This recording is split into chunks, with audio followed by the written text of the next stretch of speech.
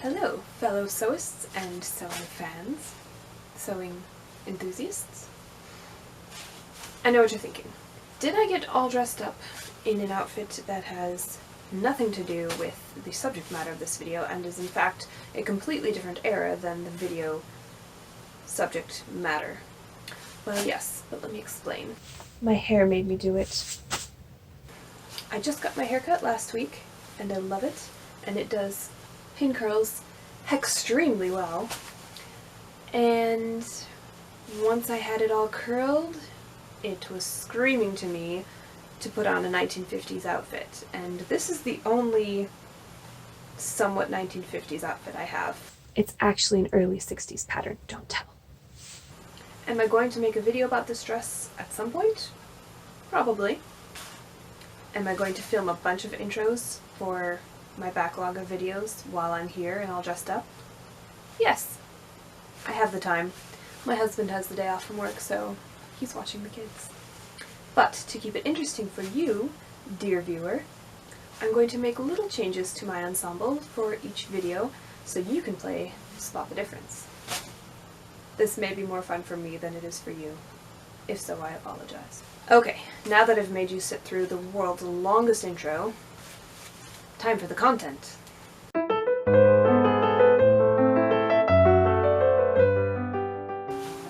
When I was making my Suffragist ensemble last fall, the goal was to get it wearable by Election Day so that I could wear it to go vote. Of course, this being a new era for me, Edwardian, by the way, I needed to build my entire ensemble from scratch, including undergarments, all of the outer garments, and the accessories. The only thing I already had were the stockings and the shoes. I outsourced as much as I could, but I was still on a time crunch and had to prioritize certain things over others. The walking skirt, blouse waist, and Votes for Women sash were my absolute must-haves. With at least those three elements, I could be recognizable as a turn-of-the-century suffragist. And that's all I really needed. But, of course, I wanted the proper silhouette, so structural undergarments such as the corset and hip pad were the next tier must-haves, followed by a proper chemise. In a pinch, I could always wear my Regency shift, but I really wanted a sleeveless cotton chemise. After that, all the extra accessories to complete the look were just gravy. I did finish everything but the corset cover and the belt before October 31st, which was the last day to vote early in Virginia, as well as being Halloween, of course. So I did wear a partially completed ensemble to cast my actual ballot, and my suffragist outfit doubled as my Halloween costume. Then for Election Day itself, I finished up the corset cover and the belt so I could do a photo shoot and a get ready with me video to show off the full ensemble. This video will show how I made this belt in 3 days with no pattern. Obviously the first challenge was drafting a dip front belt for maternity, because if you've seen my other videos on this subject, you may know I was pregnant at the time. The second challenge was how little fabric I had to work with. Of course, the second problem was 100% self-inflicted, but I was committed to the color palette I had chosen for the hat that I had already commissioned, and I wanted to use fabrics from my stash. I have a pretty big stash. Okay, I think I've talked to the camera enough. So without further ado, on to the video! I didn't record the process of creating this pattern, so let me just explain it real quick. I drew out a shape that I thought would work on some lightweight interfacing, cut it out, tried it on myself, and then cut and spliced it until I got a shape that actually worked and I was happy with. And that's where I'm starting now. So after much experimentation, trial and error, and obviously hacking and pinning, I came up with a pattern, I think, for a belt. I have this much purple silk to work with. I'm definitely going to have to piece to cover this, but I'm going to make one out of the cotton, which is the exact same color, fortunately, and probably line it with this interfacing. and then piece the silk onto it. That's, I think, my plan. But first, I'm going to sew these pieces all together and trace a paper pattern of it. This is what the mock-up looks like on me. It's hard to film your own back, but there it is. I did try it on and fit it over my skirt and bum pad, so I know that it covers the waistband of the skirt. So yes, this is how it fits me right now. The idea is for it to come to a point at the front, overlap perfectly, so it's very hard to do this one-handed. Overlap perfectly like that while I am pregnant, and then hopefully when I am back to my normal size, seen here on my dress form, it will overlap in the front and do a cute crossover thing. So this is approximately what I think I'm going to end up with postpartum. We shall see. Well, this is going to be interesting. I do have enough silk, just barely. I folded my template in half and marked with soap lines on the silk, and you can barely see it, but fabric marker lines on the interfacing to confirm that I will be able to cover all of the pieces. So that's one half. The other half. And I will give myself extra room to overlap these pieces. So there's that. This one will go here. Just barely, but then I'll have to piece another bit from here to get this middle section. So yeah, that's going to be a lot of fun. Yes, I did it. I have a crazy quilt of a belt going, but it is completely covered. There's enough overlap that I can turn the edges under and tack them down. I'm not worried about these little bits where I'm slightly encroaching into the seam allowance, because I should have enough seam allowance to fudge it. And here we are, all pinned in place. I flipped the pieces over so I would have the non-marked side of the silk facing out, and I pinned everything in place with my good fine silk pins so that I don't leave pinholes in my fabric. I just turned under and pressed the overlapping edges a little bit, just enough to cover. And now I'm going to hand stitch them in place, and then machine stitch all the way around the edge, then cut out the lining from the cotton, probably put a bone in the center back at least, maybe in the sides as well, and then put the pieces together and it'll be done. Okay, here's where we are on the belt. I have hand stitched the pieces overlapped, and I have machine stitched the silk to the interfacing all the way around, and then I've cut out the cotton lining and pinned it in place. And I started to turn the edges under and pin them in preparation for stitching the layers together, when it occurred to me that I should put a bone in the lining layer before I finish stitching it all together. So I'm going to do that now. Oh yeah, that adds a nice extra layer of design. Happy with that.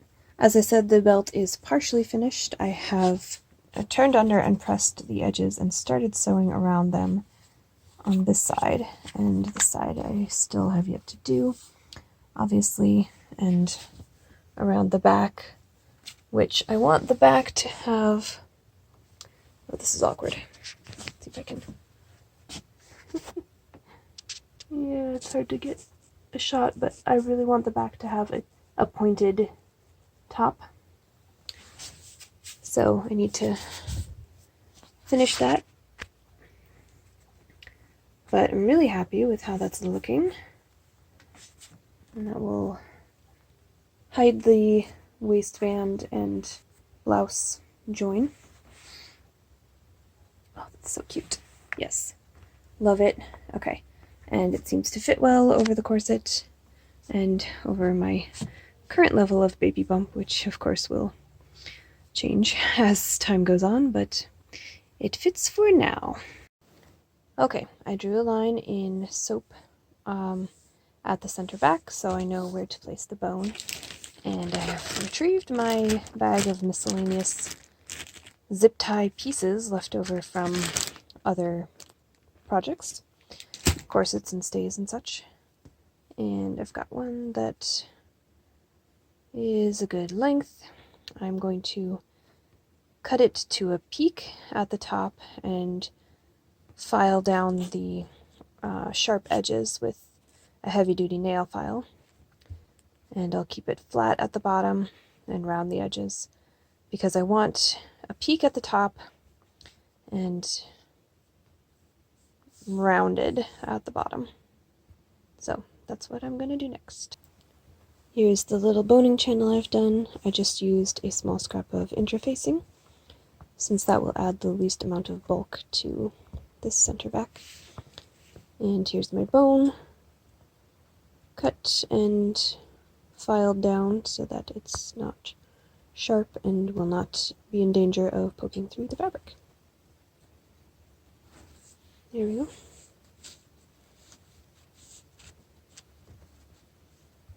I think I want a more dramatic point than that.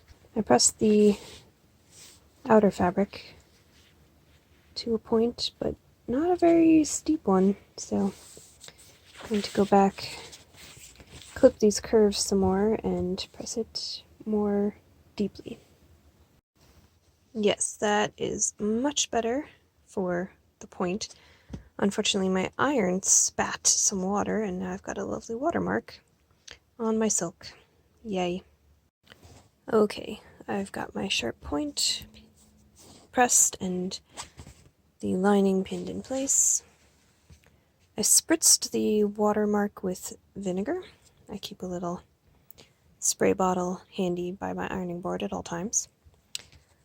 And pressed it again, and it somewhat disappeared. It's still there. So I may spray the entire thing with water after I'm done stitching all the way around the edges. Soak it and then have the entire thing be watermarked, but evenly. One tip I have for getting a sharp point like this when you have a lining is to nest the raw edges inside each other. So this one is folded this way first and this way second.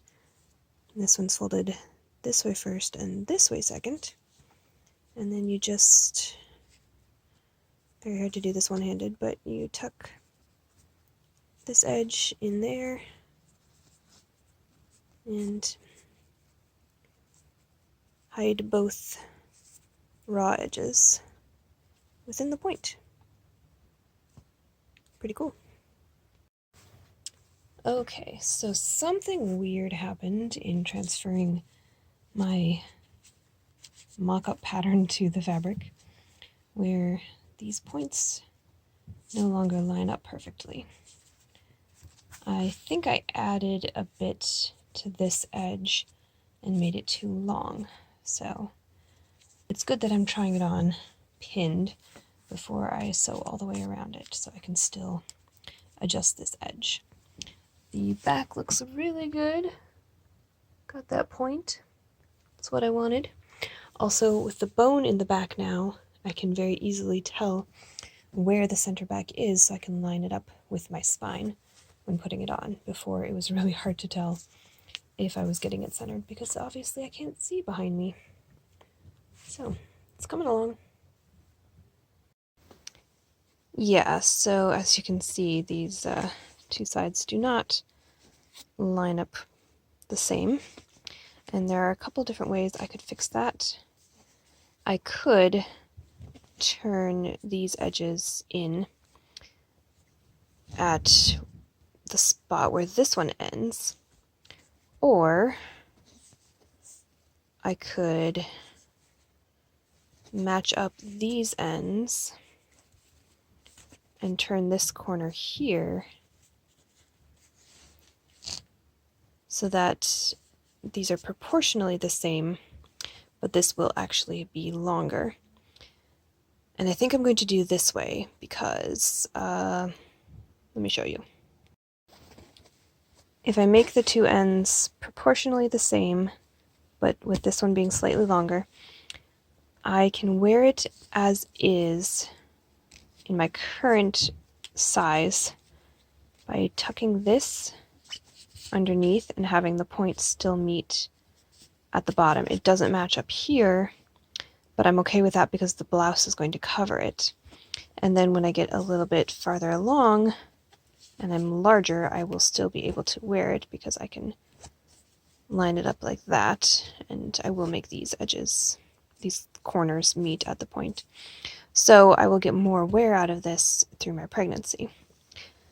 Now, when I'm no longer pregnant, I will still wear this belt. I will simply cross over the ends like so. And if they are proportional, they will look right, even though one is slightly longer. And I think that's what I'm going to do. So obviously I'm not putting any type of closures into this whatsoever. I'm just going to pin the edges where they're going to need to be for the size that I currently am.